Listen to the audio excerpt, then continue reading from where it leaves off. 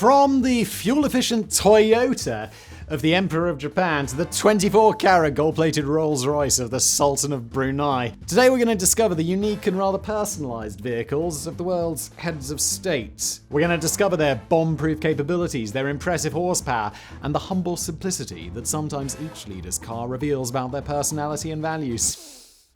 No humble simplicity for the Sultan in the gold Rolls-Royce. It's ridiculous. You're going to love it. So get ready to take a luxurious tour through the streets of the world's most powerful country's whips.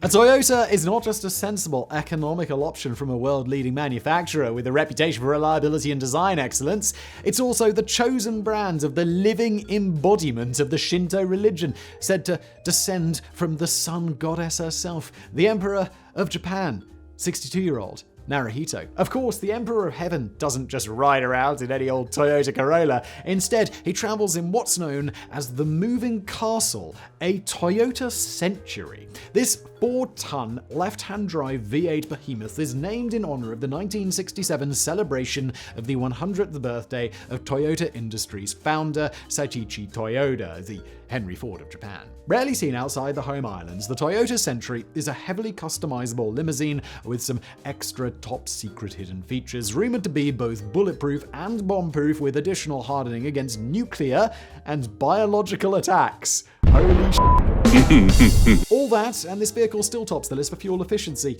Of course, at over 30 miles per gallon, that's 8 liters per 100 kilometers. Favored by a select group including the royal family, the Prime Minister of Japan, and the notorious Yakuza crime lords, the Toyota Century is the peak of luxury, with a base price of at least $180,000.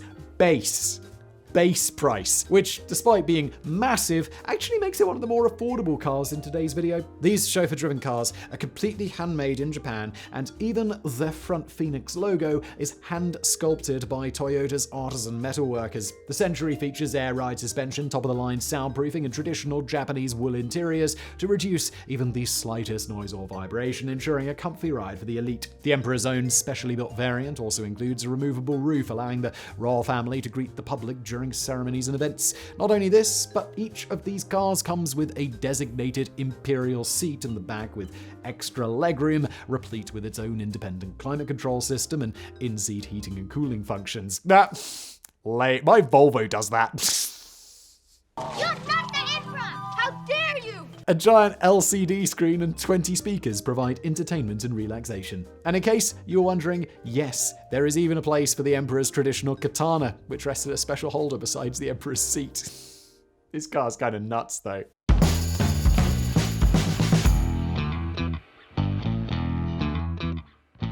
The Emperor of Japan is not the only head of state to travel in more modest luxury. While most heads of state insist upon custom-made and modified vehicles from domestic manufacturers, President Václav Havel, in characteristic fashion, spent his terms as leader of both Czechoslovakia and the Czech Republic riding in the modest four-door sedan gifted to him by the President of Portugal, Mário Soares. While in fact, Havel used several presidential vehicles, including Mercedes, BMWs, and the traditional 1960s Tatra favored by his predecessors, he is still best remembered for his daily driver, a 1989 Renault 21 TSE, a car he personally owned, which was gifted to the Czech National Technical Museum after his death. I've actually seen it. Produced between 1986 and 1994 to compete with large family sedans such as the Toyota Camry and the Ford Tempo, the Renault 21 is the epitome of 1980s vehicle design, with a curb weight of 2.6 tons, that's 1,190 kilograms, and a 1.7-litre petrol 8-valve single overhead cam engine with a top speed of about 185 kilometers per hour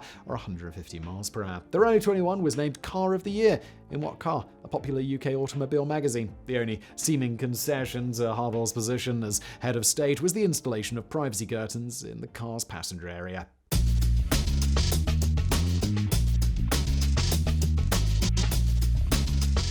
Not every head of state is as modest as the previous two, certainly not Indian Prime Minister Narendra Modi, who cruises around in a custom Mercedes Maybach X650 Pullman Guard, customized with top-secret security features by the Indian SPG, the Special Security Group. While former PM Manmohan Singh favoured a BMW 7 Series, Modi upgraded to the Maybach in 2021, citing security concerns that required a rethink of the PM's personal protection. The standard car is rated VR10 to withstand 15 kilograms of TNT, equivalent at a distance of 2 meters, and is also bulletproof and resistant to gas attacks. It features a special integrated steel layer between the outer skin and body and a polycarbonate coating on the inside, capable of defending against rocket attacks. Modi's personal vehicle has been further modified to beef up these already impressive defensive capabilities. Other security features include run-flat puncture-resistant tires and a fuel tank coated in special self-sealing polymers designed by Boeing for the AH-64 Apache attack helicopter.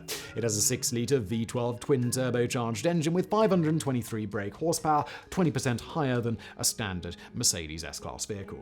It's not known exactly what upgrades Modi's personal Maybach has received, but standard additions for an Indian PM include police grille lights, satellite communication systems, armor improvements, military-spec bulletproof glass, a separate air supply, as well as medical equipment. The PM's entourage favors Range Rovers and Toyota Land Cruisers, while Modi himself enjoys the comfort of his $1.5 million Maybach with its famous massage chair included as standard.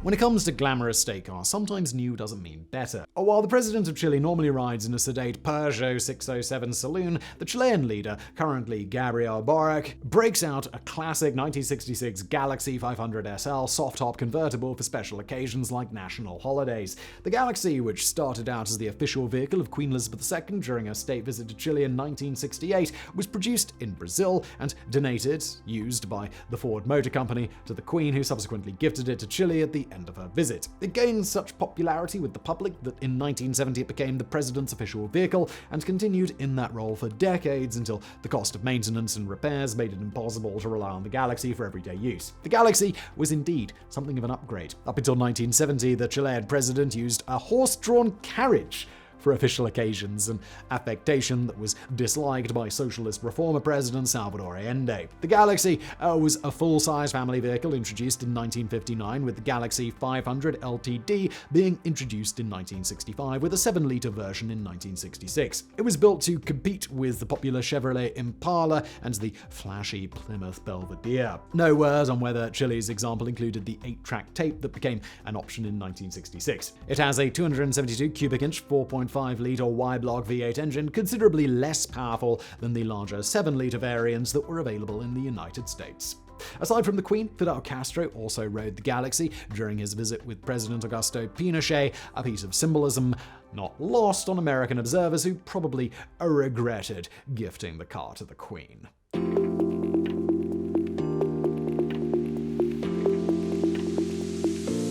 The Sultan of Brunei is quite famous for his absurdly ludicrous taste in luxury vehicles, of which he owns a reputed 700. One of these, the official state vehicle, is a ridiculous 24-carat gold-plated Rolls-Royce Silver Spur 2 limousine worth, wait for it, $15 million.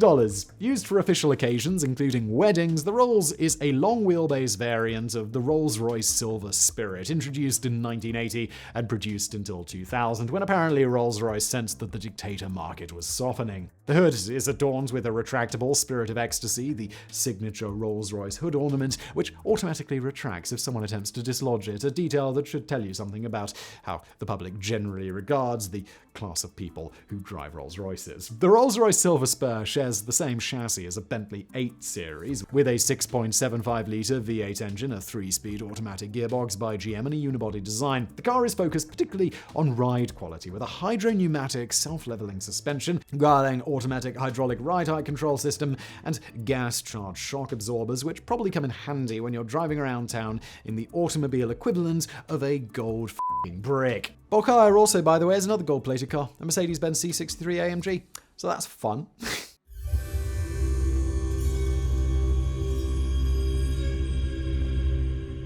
Now for something completely different. In 1965, Catholic Pontiff Pope Paul VI began using a custom-built 1964 Lehman Peterson to greet worshippers during a state visit to New York. It was the first time that a pontiff of the Catholic Church and head of state of the Vatican was ever seen using a specially modified car, which has since been lovingly dubbed the Popemobile. There have been many Popemobiles since 1965, but each of them has a few things in common. They're usually small, painted white, and generally remarkably humble for the leader of one of the world's largest religions. The custom-built Lehman Peterson served Paul VI on another visit to Bogota, after which it was replaced by a Mercedes-Benz 600 Pullman Landaulet. Among the first full-time Popemobiles was the Fiat Campagnola, favored by Pope John Paul II.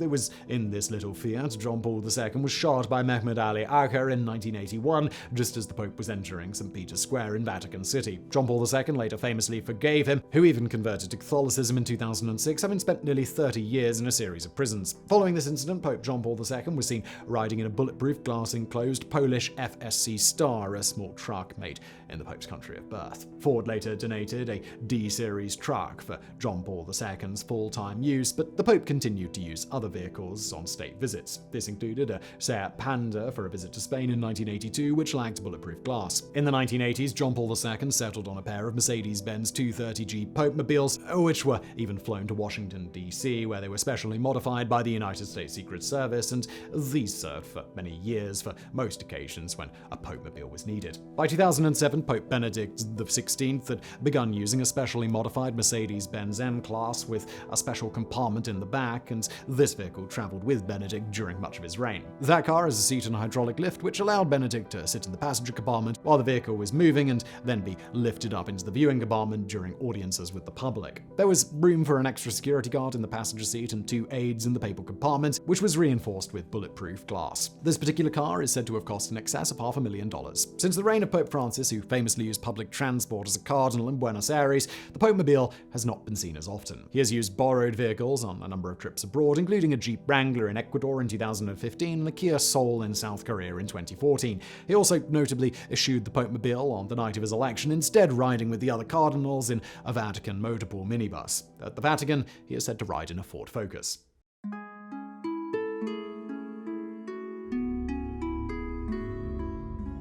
And of course, we would never forget Queen Elizabeth II, famed not only for being Britain's longest reigning monarch, but also for being something of a speed demon. While for public events the Queen rode in a boring Bentley limousine, she's best known for getting behind the wheel herself in her favourite Land Rover Defender SUV, various models of which she drove for decades. Notably, though she was once licensed to drive thanks to her training as an ambulance operator in the British military during World War II, she has never had a civilian licence, which might have created complications had the Queen ever found herself in a dispute with her insurance company. Over the years, Elizabeth II was photographed behind the wheel of a 1957 Daimler sedan, her Bentley State limousine, Jaguars and other vehicles, but the Land Rover Defender was her go-to whip. The monarch was said to have a heavy foot and didn't like to slow down for anyone, possibly a hangover from her years driving an ambulance in the Auxiliary Territorial Service. She famously shocked King Abdullah of Saudi Arabia in 1998 when she insisted on driving the pair around her Balmoral estate in Scotland, surely a statement to the monarch of a kingdom where women didn't have the privilege of driving. She was also reportedly capable as a mechanic and was still diagnosing issues at 96, though she seldom drove in the last years of her life. She passed away with a humble collection of vehicles worth an estimated £10 million.